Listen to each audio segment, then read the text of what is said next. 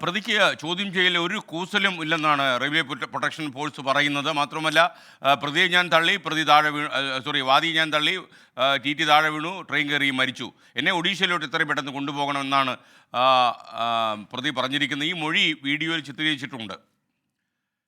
നിഖിൽ പ്രമേഷ് പാലക്കാട് നിന്ന് വിവരങ്ങളുമായി ചേർന്നു. Nikhil, good morning.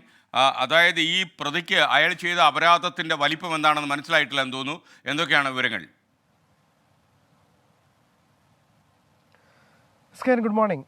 സൂചിപ്പിച്ചതുപോലെ തന്നെ പ്രതി രജനീകാന്തിനെ സംബന്ധിച്ചിടത്തോളം താനൊരു ചെറിയ കുറ്റകൃത്യം നിർവഹിച്ചു എന്നുള്ള ആ പേടി പോലും, ആശങ്ക പോലുമില്ല. കാലിനൊരു പരിക്കേറ്റിട്ടുണ്ട്, അതിനെക്കുറിച്ചുള്ള ആദ്യം മാത്രമാണ് ആ നരാധമൻ ഉണ്ടായിരുന്നത്. നമുക്കറിയാം എത്ര ക്രൂരമായിട്ടുള്ളൊരു കൊലപാതകമാണ് നടന്നിട്ടുള്ളത് എന്നുള്ളത്. കേരളത്തിൽ നമുക്ക് കേട്ടുകേൾവി പോലും ഇല്ലാത്തൊരു സംഭവമാണ്. എന്തായാലും ഇന്നലെ പ്രാഥമികമായി RPF നടത്തിയിട്ടുള്ള ചോദ്യം ചെയ്യലാണ് ഇത്തരത്തിലുള്ള വിവരങ്ങൾ RPF ഉദ്യോഗസ്ഥരോട് രജനീകാന്ത് പങ്കുവച്ചത്. ഞാൻ 2 കൈകളും കൊണ്ട് തള്ളി, അവൻ താഴെ വീണു എന്നാണ് പറഞ്ഞത്. താൻ ടിക്കറ്റ് എടുത്തിരുന്നു, ഈ ട്രെയിനിൽ കയറുമ്പോൾ എൻ്റെ കയ്യിൽ ടിക്കറ്റ് ഉണ്ടായിരുന്നില്ല, പിഴ അടയ്ക്കണം എന്ന് ആവശ്യപ്പെട്ടു, പിഴയടച്ചു, 1000 രൂപ പിഴയടച്ചു. അതിനുശേഷം തന്നെ കമ്പാർട്ട്മെൻറ്റിൽ നിൽക്കാൻ സമ്മതിച്ചില്ല. അപ്പോൾ ഞാൻ 2 കൈകളും കൊണ്ട് തള്ളി, അവൻ താഴെ വീണു, എന്നെ ഒഡീഷയിലേക്ക് കൊണ്ടുപോകൂ എന്നാണ് ഈ പ്രതി മദ്യലഹരിയിലാണെങ്കിലും RPF ഉദ്യോഗസ്ഥരോട് നിരന്തരം പറഞ്ഞുകൊണ്ടിരുന്നത്. ഒരുപക്ഷെ ഒഡീഷയിൽ എത്തിച്ചാൽ തന്നെ സ്വതന്ത്രനാക്കുമെന്നുള്ള തോന്നലുള്ളതുകൊണ്ടായിരിക്കും എന്നെ ഒഡീഷയിലേക്ക് കൊണ്ടുപോകൂ എന്നാണ് നിരന്തരം ഉദ്യോഗസ്ഥരോട് പറഞ്ഞിരുന്നത്. പാലക്കാട് ജില്ലാ ആശുപത്രിയിൽ എത്തിച്ചാണ് വൈദ്യപരിശോധന അടക്കം നടത്തിയത്. വൈദ്യപരിശോധനയ്ക്ക് കൊണ്ടുവരുമ്പോഴും പ്രതിക്ക് പറയാനുണ്ടായിരുന്നത് ഇത് മാത്രമാണ്, എന്നെ സ്വന്തം നാട്ടിലേക്ക് കൊണ്ടുപോകൂ എന്നാണ് പറഞ്ഞിരുന്നത്. ഈ കൃത്യം നിർവഹിച്ച ശേഷമുള്ള പ്രതിയുടെ ചിത്രങ്ങൾ RPF തന്നെ പുറത്തുവിട്ടിരുന്നു. അതിൽ നമുക്ക് കാണാൻ കഴിയും, പ്രത്യേകിച്ച് ഒരു ഭാവഭേദവും ഇല്ലാതെ ഈ സീറ്റുകളിൽ ഇങ്ങനെ കിടക്കുകയായിരുന്നു പ്രതി.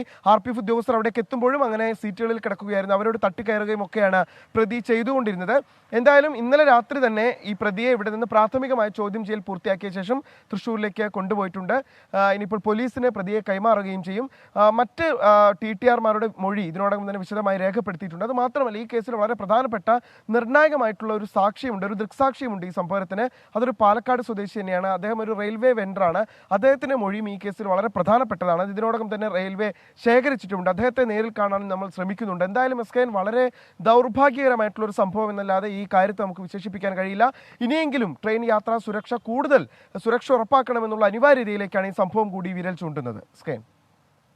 Thank you Nikhil Pramesh. എന്തായാലും വളരെ കേട്ടുകഴിവില്ലാത്ത ഒരു ദുരന്തമാണ് ഈ ട്രെയിനിൽ ഉണ്ടായത്. മാത്രമല്ല, ഒരു അതിഥി തൊഴിലാളി ടിക്കറ്റ് ചോദിച്ചു, അതിന് ടിക്കറ്റില്ല, പിഴയിട്ടാൽ TTയെ പിടിച്ച് പുറത്തേക്ക് തള്ളും, അയാൾ ട്രെയിൻ കയറി മരിക്കുന്നു. ഈ വിനോദ് എന്ന് പറയുന്ന പാവം TT പുതിയൊരു വീടൊക്കെ വെച്ച് താമസമായതേ ഉള്ളൂ. മാത്രമല്ല, അദ്ദേഹം കുറച്ച് സിനിമയിലൊക്കെ അഭിനയിക്കുകയൊക്കെ ചെയ്ത ഒരു നടൻ കൂടിയായിരുന്നു. അകാലത്തിൽ ഒരു മരണം ഈ തൊഴിലാളിയുടെ രൂപത്തിൽ വരികയായിരുന്നു.